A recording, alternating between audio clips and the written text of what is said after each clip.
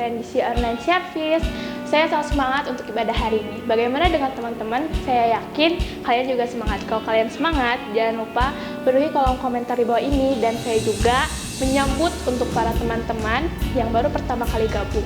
Dan jangan lupa ya, ajak-ajak teman yang lain supaya meramaikan ibadah NDC Online Service hari ini. Mari sebelum kita ibadah, kita berdoa. Bapak, terima kasih ya Tuhan Yesus atas penyertaan-Mu ya Bapak seminggu ini ya Bapak. Dan sebentar ya Tuhan, kami akan memulai ibadah kami. Sebelum itu ya Tuhan Yesus, Kau urapi setiap kami dan urapi juga para pelayan dan para hamba-Mu ya Bapak yang akan melayani pada hari ini ya Bapak.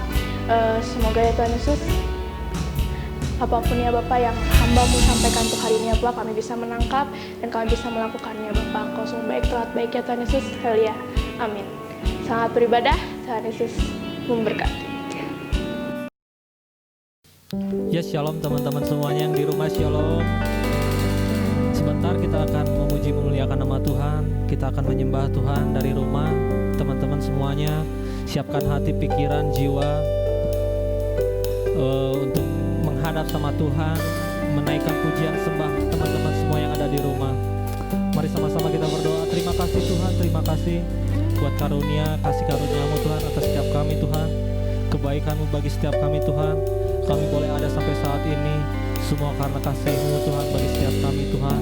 Terima kasih Tuhan, terima kasih. Sebentar kami akan menyembah-Mu Tuhan, mengucap syukur buat kebaikan-Mu Tuhan bagi setiap hidup kami Tuhan.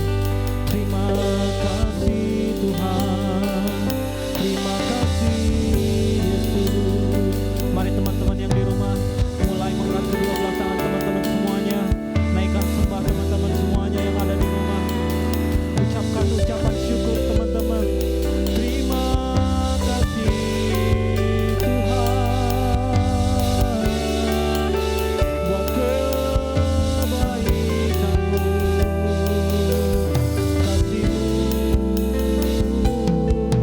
bagi setiap kami.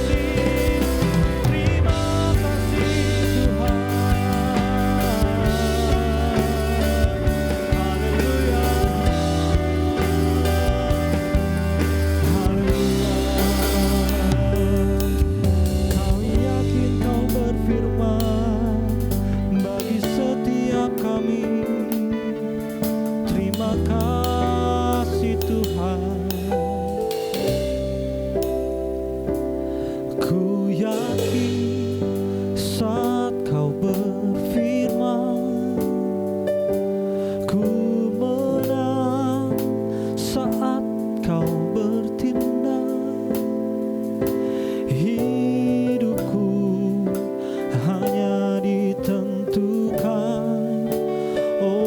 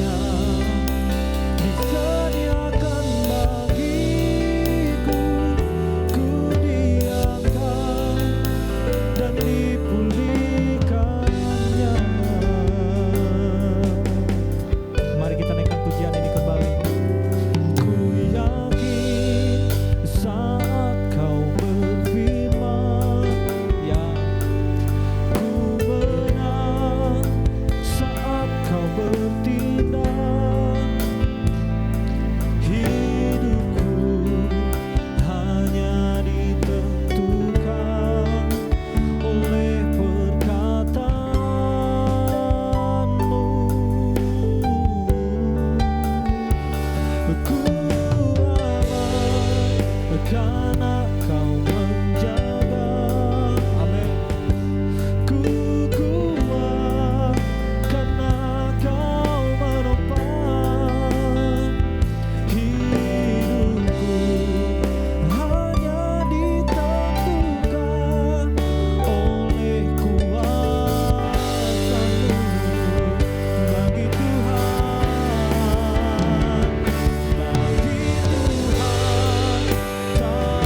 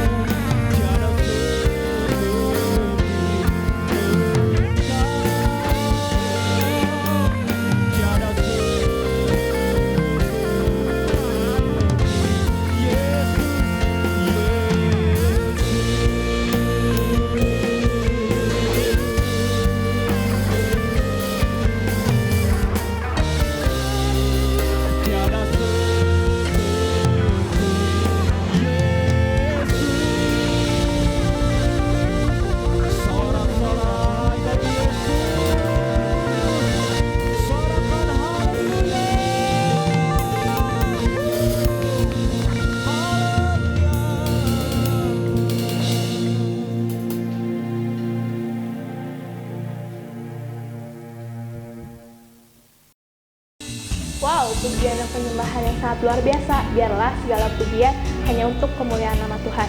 Dan sebentar juga kita akan mendengarkan persembahan dari Petra. Untuk Petra, dipersilahkan.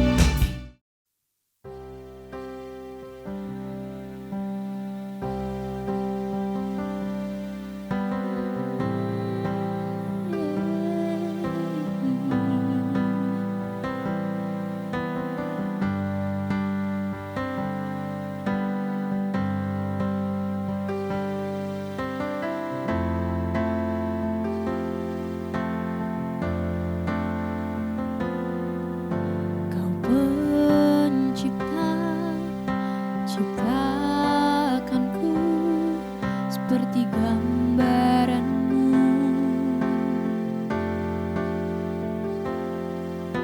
Kau penebus, bebaskanku, kau layakkan aku.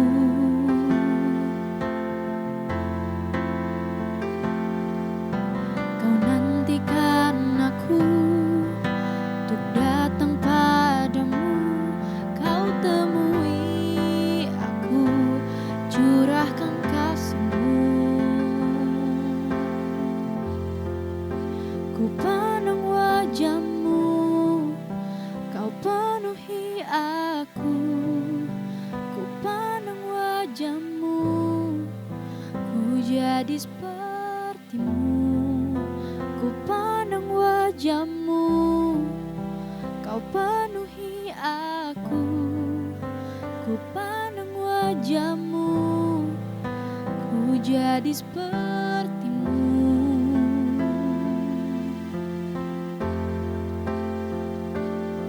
Semakin ku lihat kasih-Mu indah, aku terkagum. Semakin ku rindu kasih-Mu nyata, jadikan aku.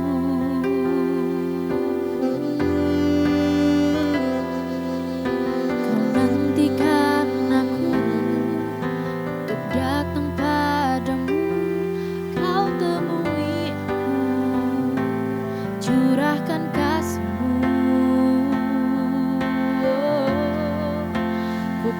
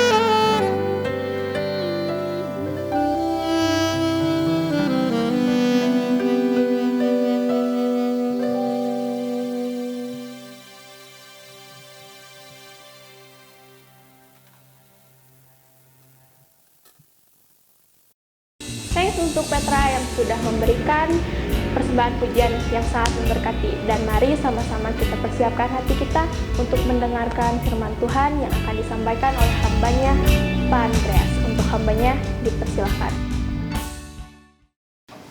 Ya, shalom saudara-saudara, selamat malam, selamat ketemu lagi dalam ibadah NGC. Saya percaya saudara orang-orang yang diberkati Tuhan, dan Tuhan punya rencana yang besar dalam kehidupan saudara hari-hari ini. Ya, tema malam ini saya akan bicara tentang menjangkau jiwa-jiwa generasi now. Saudara, tapi sebelum itu saya ingin membacakan satu artikel yang ditulis oleh kompas.com. Dikatakan seperti ini, bahwa jumlah kematian akibat virus corona di dunia melampaui 800.000 orang. Menurut perhitungan Reuters, Minggu 23 Agustus 2020 yang didasarkan pada data 2 pekan terakhir, hampir 5.900 orang maksud saya meninggal dunia setiap 24 jam akibat virus corona. Angka itu setara dengan 246 orang meninggal akibat COVID-19 per jam. Jadi 246 orang meninggal per jam, atau 1 orang meninggal setiap 15 detik. Anda bisa bayangkan, hanya oleh karena kasus virus corona ini saja 15 detik 1 orang meninggal. Belum karena penyakit lain, belum karena kecelakaan dan sebagainya. Begitu banyak sekali orang-orang yang meninggal setiap detiknya, saudara.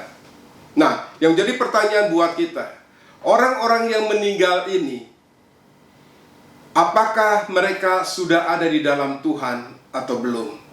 Karena firman Tuhan jelas katakan bahwa memang setiap orang akan mati, tetapi setelah itu akan dihakimi, ada penghukuman, saudara. Dan hanya satu nama yang bisa menjamin kehidupan kita, bahwa di kolong langit ini tidak ada satu nama lain kecuali nama Tuhan Yesus Kristus yang bisa menyelamatkan. Dengan kata lain, saya ingin katakan, dari setiap detik orang yang meninggal sekian banyak, berapa orang yang meninggal tersebut meninggal di luar Tuhan. Karena ketika mereka di luar Tuhan meninggal, otomatis mereka tidak akan masuk dalam kerajaan surga. Firman Tuhan jelas dalam Kisah Para Rasul 4 ayat 12 katakan, dan keselamatan tidak ada di dalam siapapun juga selain di dalam Dia. Keselamatan tidak ada di dalam siapapun juga selain di dalam Dia, yaitu Tuhan Yesus Kristus. Sebab di bawah kolong langit ini tidak ada nama lain yang diberikan kepada manusia yang olehnya kita dapat diselamatkan. Sangat tegas saudara firman Tuhan bahwa tidak ada jaminan keselamatan di luar nama Tuhan Yesus Kristus. Sekarang pertanyaan berikutnya, siapa yang akan menyusul meninggal berikutnya? Mungkin ada di antara mereka adalah orang-orang yang kita kasihi. Mungkin ada di antara mereka adalah orang-orang yang kita hormati.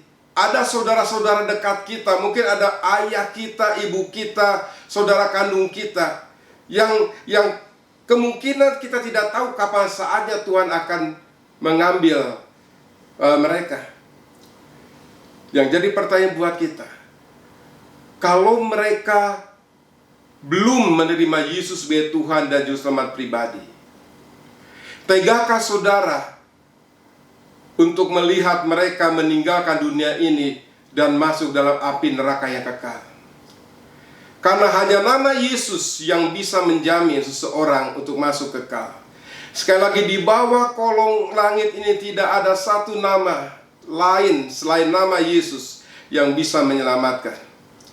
Saudara, ini adalah tanggung jawab kita sebagai orang-orang yang sudah menerima Yesus sebagai Tuhan dan Juru Selamat pribadi. Dalam pundak kita ada panggilan istimewa. Ketika Anda menerima Dia sebagai Tuhan dan Juru Selamat pribadi, Anda sudah termasuk orang-orang yang punya tanggung jawab dalam pundak Anda. Ketika Tuhan berkata, pergilah jadikanlah seluruh bangsa muridku, Matius 28, itu adalah tanggung jawab kita. Tuhan tidak berkata kepada seorang, tapi kepada semua orang yang sudah menerimanya sebagai Tuhan dan Juru Selamat pribadi. Kita harus memberitakan kabar baik ke semua orang. Terlebih kepada orang-orang yang dekat dengan hidup kita. Terlebih kepada orang-orang yang mungkin kita kasih hari-hari ini. Kalau ada di antara mereka yang belum terima Yesus sebagai Tuhan dan Juru Selamat pribadi, ini adalah satu ajakan, ini satu peringatan dari firman Tuhan ini. Ayo saudara, kita mulai saat ini untuk menjangkau mereka, untuk memberitakan kabar baik kepada mereka.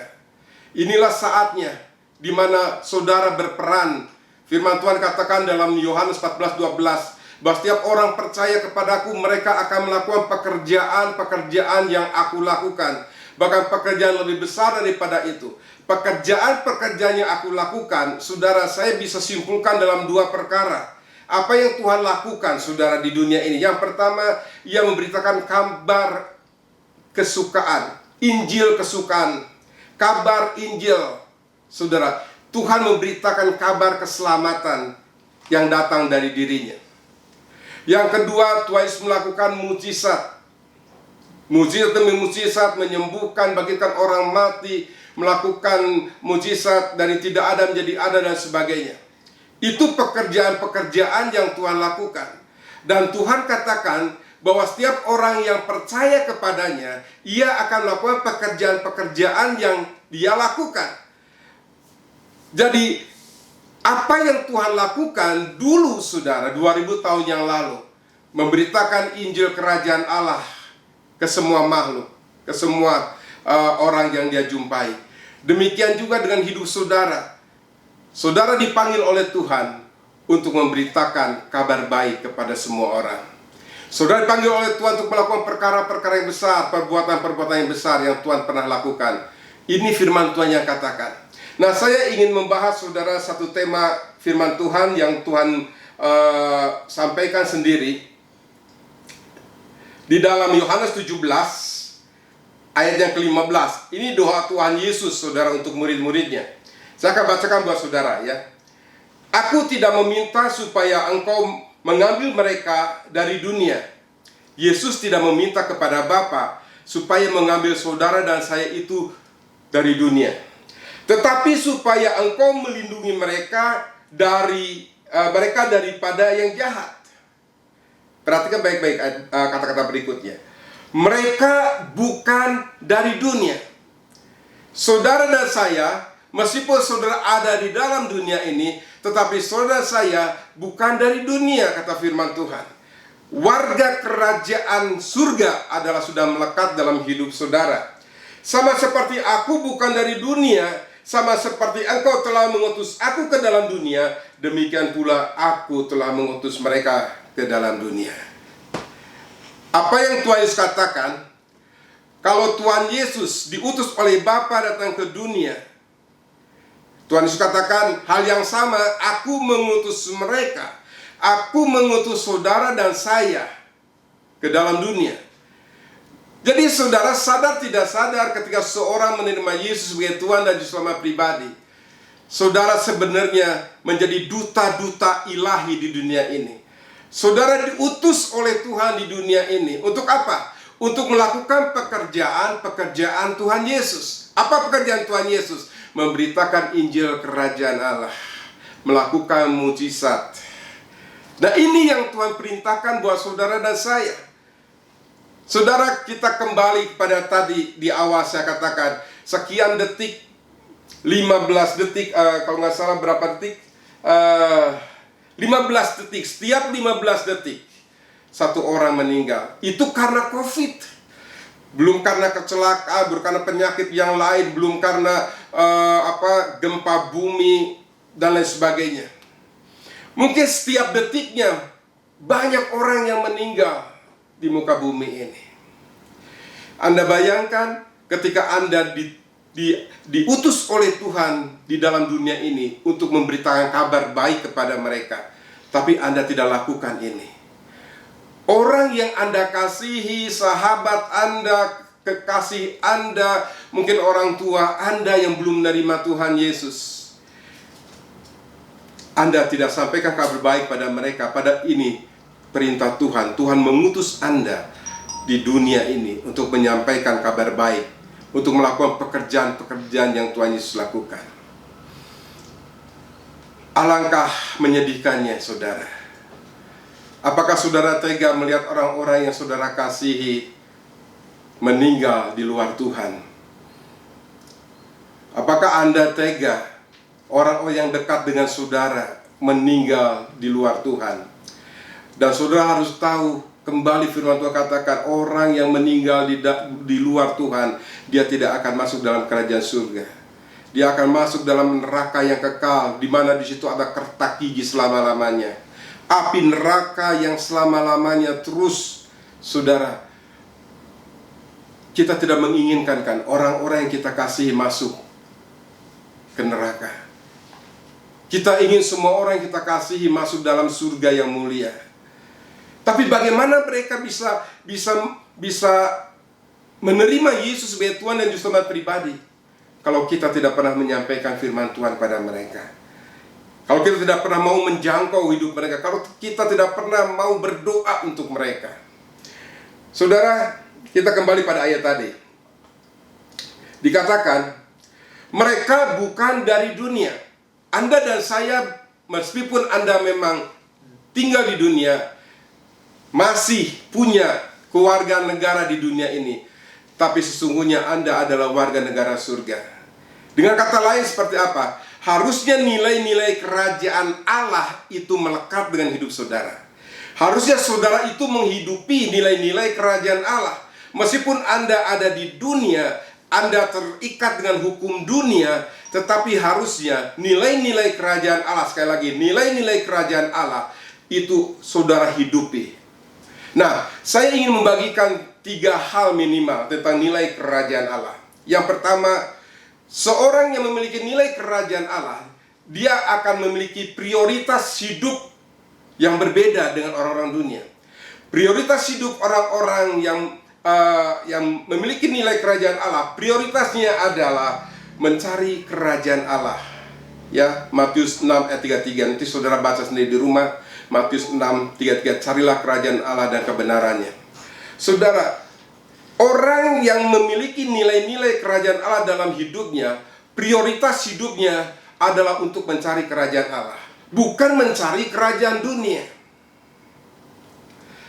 Harta yang dia kejar, nomor 2, adalah harta yang tidak ada ngengat dan karat, yaitu apa? Harta di surga.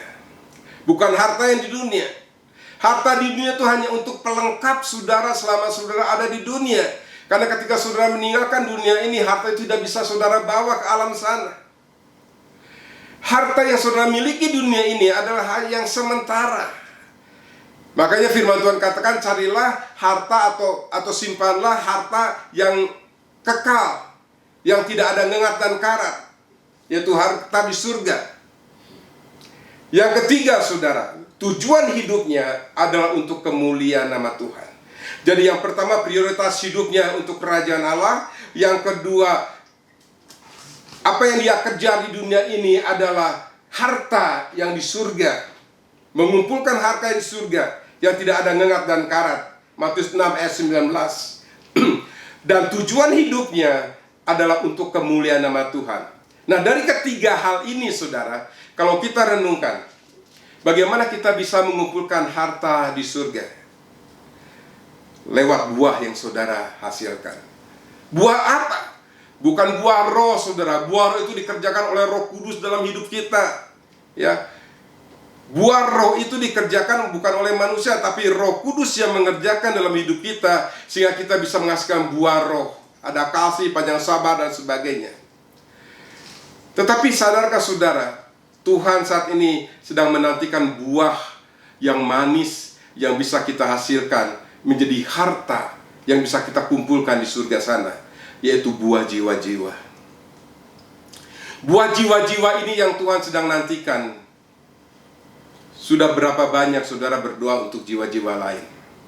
Sudah berapa banyak saudara berdoa mengerang kepada Tuhan untuk orang-orang yang saudara kasihi yang belum menerima Yesus sebagai Tuhan dan Juru Selamat pribadi? Sudah berapa banyak saudara berdoa berlutut di bawah kaki Tuhan, mendoakan satu orang yang saudara sungguh-sungguh sangat mengasihi dia sampai ia menerima Yesus sebagai Tuhan dan Juru Selamat pribadi? Sudah berapa banyak saudara berkata-kata firman, menyampaikan Injil kerajaan Allah kepada mereka? Ini adalah buah yang Tuhan harapkan, saudara. Jangan sampai kita datang dalam hadirat Tuhan. Maksud saya datang bertatap muka dengan Tuhan seperti pohon yang rindang tanpa buah. Sepertinya kita melakukan perbuatan-perbuatan yang baik, perbuatan-perbuatan yang banyak, tetapi nol besar di hadapan Tuhan. Kenapa? Karena kita melalaikan satu ini, yaitu kita melalaikan pekerjaan Yesus untuk memberitakan Injil Kerajaan Allah. Berdoa bagi mereka yang belum menerima Yesus sebagai Tuhan dan Juru Selamat pribadi. Saudara, ini adalah renungan yang kita wajib renungkan dalam hidup kita. Apa yang sudah kita lakukan di hadapan Tuhan? Ketika Tuhan berkata, pergilah jadikanlah seluruh bangsa muridku. Kata pergilah itu ditujukan kepada semua orang yang sudah menerima Yesus sebagai Tuhan dan Juru Selamat pribadi. Ketika Tuhan berkata bahwa setiap orang yang percaya kepadaku, mereka akan melakukan pekerjaan-pekerjaan yang aku lakukan. Pekerjaan-pekerjaan yang saya lakukan adalah salah satunya memberitakan Injil Kerajaan Allah. Dan setiap orang percaya akan melakukannya. Apakah saudara bagian orang percaya melakukannya atau tidak? Karena semua itu saudara menjadi tanggung jawab kita di hadapan Tuhan.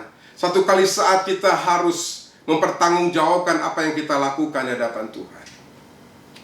Saudara, malam ini saya ingin mengajak saudara untuk coba merenungkan baik-baik tentang ini. Menjangkau jiwa-jiwa generasi now, itu adalah bagian saudara dan saya. Hari-hari ini saudara, kalau Tuhan izinkan dunia ini digoncang dengan pandemi COVID-19, saudara banyak menyaksikan begitu banyak orang-orang yang meninggal begitu saja. Dan mungkin di antara mereka banyak sekali yang meninggal tanpa harapan di dalam nama Tuhan. Antrinya mereka sedang menuju kepada api neraka yang kekal. Ayo mulai saat ini, biarlah minta roh belas kasihan itu memenuhi hati saudara, supaya saudara bisa mengasihi mereka. Minimal saudara mendoakan mereka, supaya mereka menemukan jalan yang benar untuk masuk surga yang mulia, yaitu di bawah kolong langit ini tidak ada satu nama pun yang bisa menyelamatkan kecuali nama Tuhan Yesus Kristus. Ada satu ayat yang saya ingin sampaikan juga pada saudara. Saya akan bacakan saudara dalam Roma 10 ayat yang ke-13. Sebab barang siapa berseru kepada nama Tuhan akan diselamatkan. Ya, kita percaya ini saudara. Hanya nama Yesus yang bisa menyelamatkan. Hanya nama Yesus yang bisa membuat saudara yang asalnya yang tadinya mau masuk api neraka sekarang berpindah pada surga yang mulia. Hanya nama Yesus. Sekali lagi, sebab barang siapa berseru kepada nama Tuhan akan diselamatkan. Oke, kita aminkan itu. Tapi ayat 14-nya perhatikan. Tetapi bagaimana mereka berseru kepadanya? Bagaimana orang-orang yang tidak mengenal Yesus bisa berseru kepada Yesus jika mereka tidak percaya kepada Dia? Bagaimana mereka dapat percaya kepada Dia jika mereka tidak mendengar tentang Dia? Bagaimana mereka bisa mendengar tentang Dia jika tidak ada yang memberitakannya? Saudara, jelas Rasul Paulus di kitab Roma ini, Rasul Paulus menekankan bahwa setiap orang yang berseru kepada nama Tuhan itu akan diselamatkan, ya. Hanya nama Yesus yang bisa menyelamatkan. Tapi bagaimana orang-orang yang di luar sana akan tahu akan nama Yesus itu yang menyelamatkan kalau ia tidak pernah mendengar tentang Yesus? Dan bagaimana ia bisa mendengar tentang Yesus kalau ia tidak pernah ada yang memberitakannya? Siapa yang memberitakannya? Saudara dan saya. Anda dan saya sebagai duta-duta Allah di dunia ini. Dalam pundak saudara ada tanggung jawab untuk memberitakan kabar baik ini kepada semua orang. Dan bagi mereka, ayat ke-15, dan bagaimana mereka dapat memberitakannya jika mereka tidak diutus? Seperti ada terus betapa indahnya kedatangan mereka yang membawa kabar baik. Sekarang saya berdoa di dalam nama Tuhan Yesus. Biarlah setiap saudara menangkap pesan ini, setiap saudara menangkap isi hati Tuhan ini untuk dunia ini. Anda ada di dunia ini bukan kebetulan, tapi Anda diciptakan sebagai duta-duta ilahi. Lewat kehidupan Anda akan banyak orang-orang dimenangkan untuk nama Tuhan Yesus. Tapi bagaimana mereka bisa menerima Tuhan Yesus? Kata tadi ayat tadi, kalau Anda tidak pernah memberitakannya. Mulai Anda memberitakan firman Allah kepada orang-orang yang dekat dengan saudara. Mulai menangkan generasi ini. Saudara berdoa kepada Tuhan untuk generasi ini. Saudara sungguh-sungguh mengerang untuk generasi ini. Ayo saudara, mulai bangkitkan kerinduan untuk jiwa-jiwa ini. Saudara, kalau kita tahu apa yang ada dalam isi hati Tuhan Yesus, kenapa Ia rela turun ke dunia ini? Kalau saudara baca dalam Filipi 6, yang walaupun setara dengan Allah, Ia tidak menganggap kesetaraan sebagai milik yang harus dipertahankan, tapi Ia telah mengosongkan dirinya. Kenapa Ia rela mengosongkan dirinya? Ia turun ke dunia ini. Kenapa Ia rela mengambil rupa seorang hamba dan sama seperti manusia? Bahkan Ia rela mati, dianiaya, bahkan mati di kayu salib. Kenapa Ia rela seperti itu? Karena di dalam hati Tuhan Yesus ada nama-nama saudara. Ada nama-nama orang-orang yang Tuhan Yesus mau selamatkan. Nah sekarang Tuhan Yesus katakan, seperti Allah, seperti Bapa telah mengutus aku, sekarang aku mengutus mereka. Sekarang aku mengutus saudara dan saya. Biarlah dalam hati saudara pun ada jiwa-jiwa, ya. Karena saudara bukan warga kerajaan dunia, saudara ada warga kerajaan Allah. Maka nilai-nilai kerajaan Allah itu harus melekat dengan hidup saudara. Prioritas hidup saudara untuk kerajaan Allah. Harta yang kau cari adalah harta yang di surga. Apa itu? Jiwa-jiwa. Jiwa-jiwa. Yang ketiga, saudara harus terus saudara memiliki hati yang berkobar-kobar untuk Tuhan. Terima kasih. Sekian firman Tuhan. Dan saya berharap renungan yang singkat ini menjadikan kita mau bangkit untuk menjangkau jiwa-jiwa. Kita akan berdoa sebentar. Bapa di surga, kami bersyukur Tuhan untuk firman-Mu yang sederhana ini. Biarlah Tuhan Kau mengurapi mulut lidah hamba-Mu ini ya Bapa. Setiap benih firman yang ditabur tidak sia-sia, tapi justru akan menghasilkan sesuatu yang besar, akan tertanam dalam kehidupan umat-Mu, dalam hati umat-Mu, bahkan bertumbuh dan berbuah-buah. Jadikan kami Tuhan memiliki hati seperti Engkau, yaitu hati yang punya belas kasihan untuk jiwa-jiwa. Terima kasih Bapa di surga. Engkau memberkati setiap jemaat NGC dimanapun mereka berada. Di masa-masa pandemi ini Tuhan, Engkau pelihara hidup mereka. Engkau menyertai hidup mereka. Bahkan Engkau jadikan mereka sebagai saksi-saksi hidup Tuhan. Biarlah lewat kehidupan mereka banyak jiwa-jiwa yang dimenangkan. Generasi-generasi muda yang dimenangkan untuk kemuliaan nama-Mu. Terima kasih Tuhan Yesus. Kami ucap syukur. Kau berkati seluruh pemimpin NGC, seluruh pelayan, seluruh aktivis, semua diberkati berlimpah-limpah. Dan kami percaya Tuhan kuasa-Mu nyata atas hidup mereka semua. Di dalam nama Tuhan Yesus kami sudah berdoa. Haleluya. Amin. Sebuah pesan yang luar biasa dan sangat memberkati kita pada malam hari ini. Sekali lagi untuk hambanya, terima kasih banyak.